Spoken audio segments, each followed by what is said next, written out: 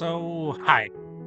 If you are new to this little series, big disclaimer, I am not in any way, shape, or form a music expert. This is not meant to be a series about the technical ins and outs of music theory or me flexing my knowledge about music. I don't know what music theory is, and I cannot break down the timing and rhythm of just about anything, really.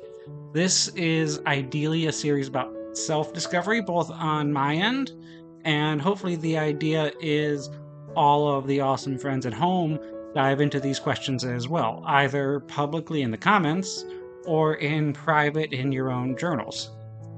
The goal is we all go home understanding what music means to me and you and us and you and me, and we are all together. How would you describe music to someone who has never heard of the concept? Recently, I was in a small class where the presenter likened music to painting.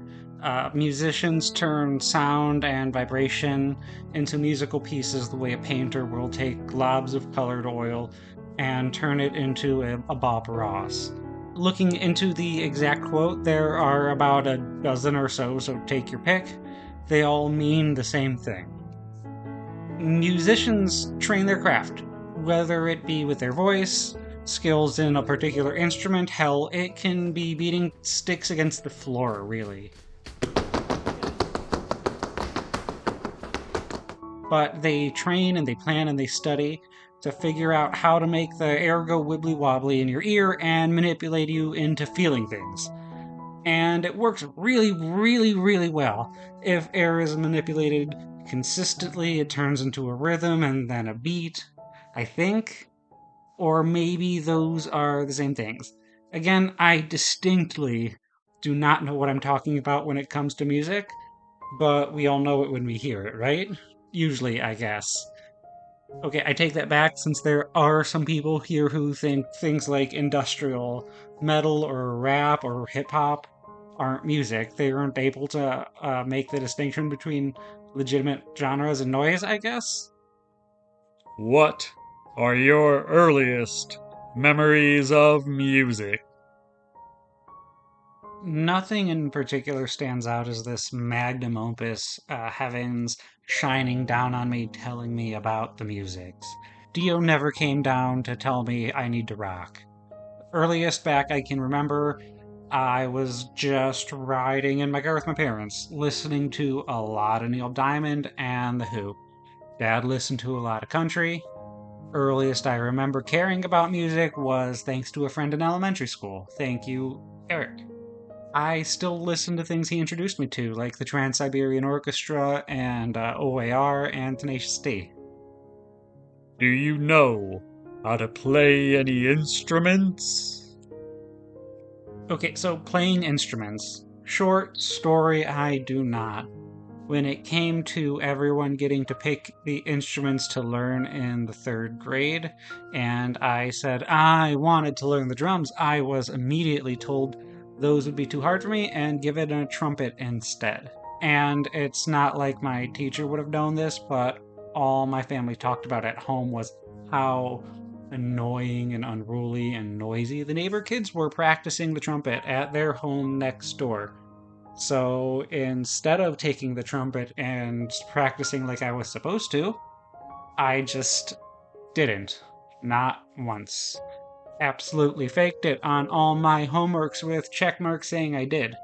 Teacher saw right through it, and when it came to actually playing a concert, the teacher pulled me aside and told me to just pretend and not make everyone else look bad.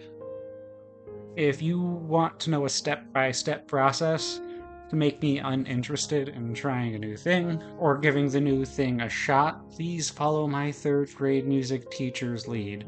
It was the perfect way to hammer in some anxieties that were already growing at that age. Do you know any obscure bands? I don't know what even counts as obscure. Just going to look at active bands that might be a little more out of the box, like Island? But judging from how big the concert venue was and how packed it was, I don't think they're too out there. I don't know what they sing about, honestly, but it feels like I'm being cursed, so 10 out of 10. But if I was going by concert size, I might say Ben Kaplan. I saw him in Montreal last year, and he's got that beautiful old smoky voice, and he just put out a new album, I think. Some of Kaplan's best songs, for my money, would be The Truth Doesn't Live in a Book. Truth doesn't live in a book. You find it in the little surprises. And Student Song. And I'm also going to take this moment to shout out to Kip Adada. I don't think he's no longer active, but his song Wet Dreams is one of my favorites. Which artists do you revisit most often? This feels like a roundabout way to ask my favorite bands. Again, though, breaking it into active and inactive artists. I've been listening to Ludo since high school, pretty consistently. I love the hyperbole of their early music, and Broken Bride is a really beautiful rock opera if you're unfamiliar with it. And I hope I get a chance to see that show if they do another performance, or if another performance goes on again. I also want to travel to see Ludo's annual Halloween performance. They both had crawfish, strictly chicken for me. And again, Ben Kaplan with that fucking voice. For about the last 9 months, though, I've had The Longest Johns on repeat. They are always releasing new stuff, and I really love their shanties. Some I am familiar with, some I am not. A lot end up being original, and Land Shanties is the current road trip album. It's such an easy way to start a long drive. Oh, ye horror, I'm taking me cara. Heads turn on the Older artists, though, I've been listening to Harry Chapin since as far as I can remember, and not just Cats in the Cradle and WOLD, but things like Flowers Are Red and A Better Place to Be. I'm in possession of just about every Harry Chapin recording I've been able to find, and I always feel his songs are really powerful and melancholy and beautiful.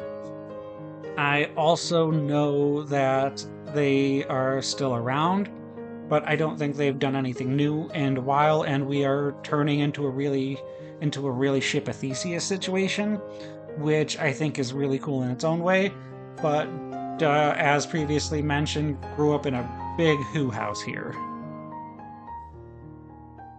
How do you feel about concerts? There are more than one type of concerts, right? We've got the traditional sit in front of an orchestra and let the music like wash over you. Love those, can do those any day of the week. Then there are the low-key, everyone hang out at the bar and listen to the people bopping on a tiny stage. I can be about that. Then there are the bigger events, the bigger concert venues or stadiums where there are amps that will blow out my ears. Yeah, they give me headaches. I haven't yet, but in the future, I am definitely going to wear earbuds to such event. It's not just the headache, I get anxiety in general at these bigger events, between the huge crowds and being unable to move or hear anything but the thump, thump, thump, thump, thump. Everything smells like sweat and shitty beer.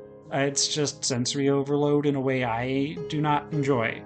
Plus, it's a constant struggle to actually hear the music over the screaming and everyone else singing when I just want to hear the band. So no, bigger concerts are just not really for me, and I've gone to a few. I mentioned Island before. I saw one of Meatloaf's last show before his passing, and I will probably go to a few more. They are just few and far between, not that there isn't value in these large events. There's just a vibe and an energy that is unique and intense and beautiful, and my brain just doesn't like how hectic that energy is. Favorite albums? As mentioned before, Ludo's rock opera Broken Bride is this beautiful collection of pieces ranging in style, telling a story of a guy building a time machine to save his doomed partner, but ends up telling the apocalypse to fuck off instead.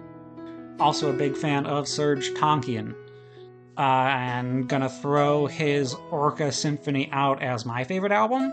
It's just these 4 rolling orchestral pieces that run in tone from adventurous to calm to intense. I don't know if those count. Honestly, I usually listen to the music by the artist, as in, if I find someone I like and I want to listen to, I will just do a big consumption of every studio album they've done in release order. I feel it lets me understand how an artist grows and changes, and there are a lot of stories in that journey, if that makes sense. But it also makes it hard to actually discern albums unless I'm really paying attention. If I just want to listen to a single album, it'll be something a little off balance to the artist's typical output. Or it's a movie soundtrack. Listen to soundtracks a lot, and this is where I'm going to shout out to Bear McCreary. He's doing absolutely great work right now between Godzilla King of the Monsters, Child's Play reboot, Rings of Power. These are 3 productions that haven't been received super well overall by everyone, but Bear's scores do absolutely stand out. Plus his video game soundtrack output, which is a category of music that goes wholly underappreciated. How do you feel music impacts other artistic mediums? Immensely. I may not understand the ins and outs of music theory, but I get music is everywhere. Stores and malls play the calming stuff to chill their shoppers out. Amusement parks will pump in adventure musics to give you ambiance. Horror movies will drag it on before dropping it altogether to lower the audience's guard, and then slap you in the face with a few chords to get a row. Next time you have to do work, whether it's studying or at your desk with headphones in, try listening to something like Weird Al Yankovic and see if you are more or less productive than when you were listening to something akin to the Mad Max Fury Road soundtrack or something. I'm also sure there is someone out there who prefers the world be musicless. And to that 1 or 2 people, you are valid. I want you to know you are seen and heard. Although here is a silent room, or alternatively some earplugs, please don't yuck everyone else's yum. If you could see any artist perform, living or dead, who would it be? This is hard for a bunch of reasons. Mainly, as previously discussed, I don't like a lot of mainstream concerts. But I will pick both an artist living and dead. First being living, that's gonna be counterintuitive because I really want to see Ludo. They play 1 show a year at Halloween. I just need to make that trek out there.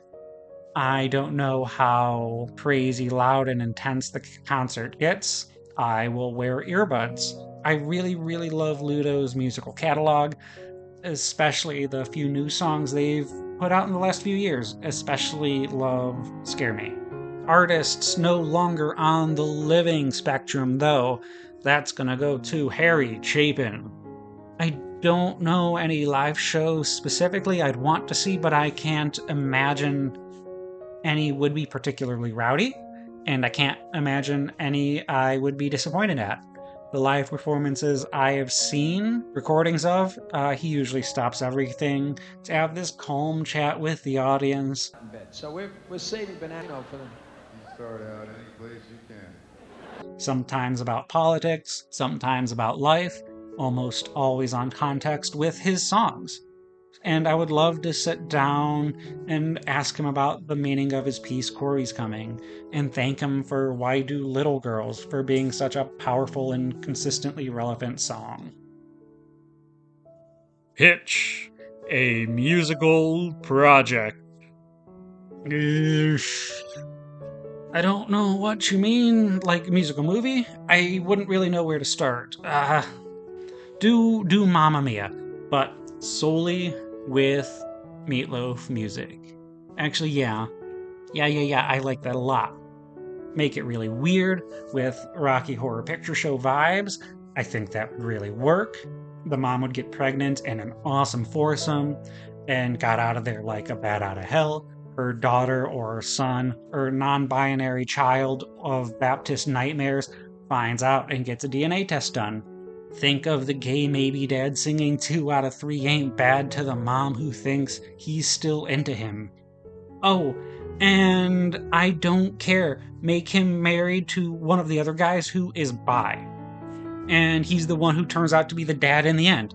I don't know where in the movie it goes, but we need the monsters loose in there. Same with I'd Do Anything for Love. The movie ends with mom marrying the last guy, maybe while they sing You Took the Words Right Out of My Mouth with the full intro. I think this is a musical that would be fantastic. And I was originally going to do this with a short D&D game idea. I'd love to really DM a party of bards, like 4 or 5 bards, each multiclassing and having their own instrument. Perfect world, played by a real band. I don't know what I'd do with that yet, but I have some softball ideas. But no, let's take this Meatloaf idea. What does music mean to you? This has easily been the most difficult thing to record thus far. Honestly, it's been pretty anxiety-inducing talking about the music stuff this much. I know a lot of that is wrapped up in the 3rd grade, but I still haven't managed to throw all that shit out the window yet.